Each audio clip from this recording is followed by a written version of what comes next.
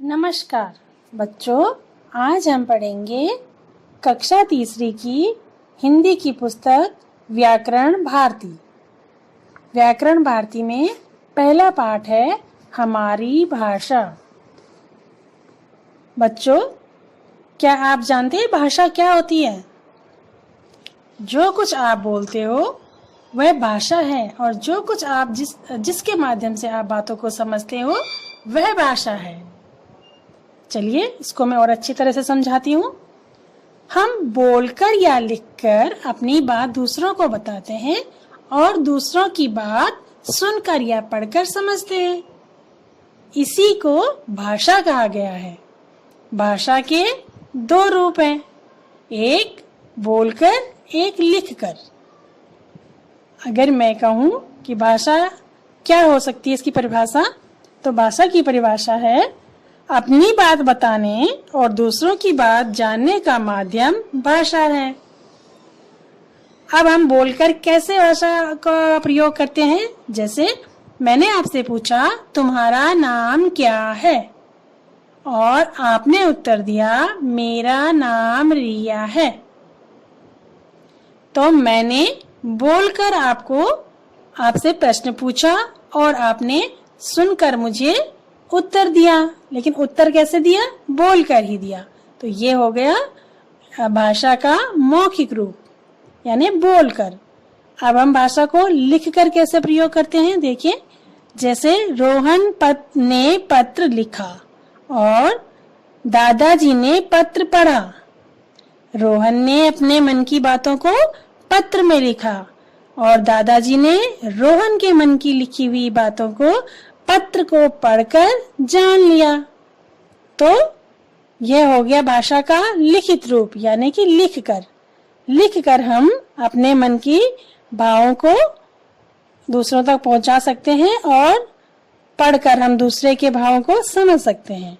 तो इसका मतलब भाषा के दो प्रकार हैं, बोलकर या फिर लिखकर। संकेतों के आधार से पर भी हम भाषा को समझ सकते हैं। हम अपनी कुछ बातें संकेतों या इशारों से भी बता सकते हैं, लेकिन संकेतों द्वारा अपनी बात बताना भाषा नहीं कहलाता है। आपने बच्चों देखा होगा कि जब क्रिकेट के मैदान में एम्पायर होता है, जो अपनी उंगलियों के इशारों से बताता है कि खिलाड़ी आउट हुआ या नहीं हुआ, तो तब वहां पर हम एम्पायर की उंगलियों के इशारों से समझ सकते हैं। लेकिन मुख्यतः भाषा के दो ही रूप हैं, मौखिक भाषा यानी बोली गई भाषा, लिखित भाषा यानी लिखी गई भाषा। बच्चों, अलग अलग देशों में रहने वाले लोग अलग अलग भाषाएं बोलते हैं। भारत में भी अनेक भाषाएं बोली जाती हैं, जैसे असम में असमिया, मणिपुर में मणिपुरी, गुजरात में गुजराती, महाराष्ट्र में मराठी, बंगाल में बंगला, पंजाब में पंजाबी, तमिलनाडु में तमिल और कर्नाटक में कन्नड़ आदि अलग अलग राज्यों में अलग अलग भाषाएं बोली जाती हैं। हिंदी भारत में सबसे ज्यादा बोले जाने वाली भाषा है, इसीलिए हिंदी को राजभाषा का दर्जा प्राप्त है। तो बच्चों, ये था आपका पाठ भाषा से संबंधित आपने कुछ बातें समझी। इसकी परिभाषा इस प्रकार है, अपनी बात बताने और दूसरों की बात जानने का माध्यम भाषा है।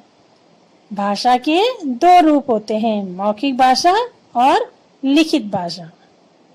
बच्चों, अब इस पाठ से संबंधित कुछ अभ्यास कार्य आपकी पुस्तक में दिया हुआ है। चित्र बने हुए हैं और आपने उन चित्रों को देख करके बताना है कि इसमें कौन सी भाषा का प्रयोग हुआ है। जैसे ट्रैफिक पुलिस है, तो ट्रैफिक पुलिस कौन सी भाषा का प्रयोग करता है?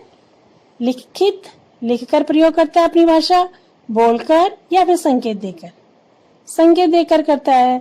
तो इसी प्रकार आप जब पुस्तक में चित्र देखेंगे तो आप समझ जाएंगे कि कौन सी भाषा का प्रयोग हुआ है। तो बच्चों, यह सभी काम आपने अपनी अभ्यास पुस्तिका में पूरा करना है।